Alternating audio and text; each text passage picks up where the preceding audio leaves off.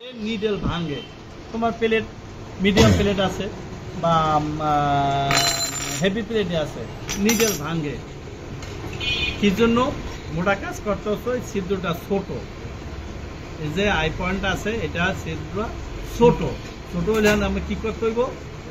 এই প্লেটে থাক এটার কি করতে হইব আমার আছে ধরো 22 আমি আরো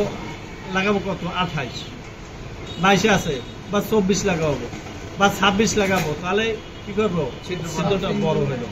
এই এখন তোমার দেখবা যে আমার প্লেট নাই প্লেট নাই নিডেল ভাঙতে আছে প্লেট নাই নিডেল ভাঙতে আছে তাহলে কি করতে হইব এটারে সার্ফিং বেল দিয়া সার্ফিং বেল এটা করছে দেখাবো না সার্ফিং বেল কাটিয়া মাঝখান দিয়ে এটার ভিতরে ঢুকাইয়া তারপর এটা বড় করতে হবে একটা বেল আছে বেলটা দেখাবো না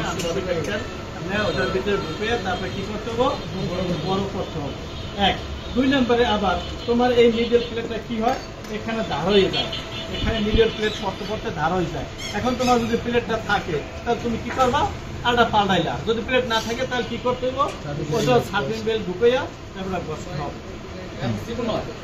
হ্যাঁ ওটা বসতে হবে বসলে ওটা ক্লিয়ার হয়ে যায় বুঝতে পারছি তাহলে ওটা ক্লিয়ার হয়ে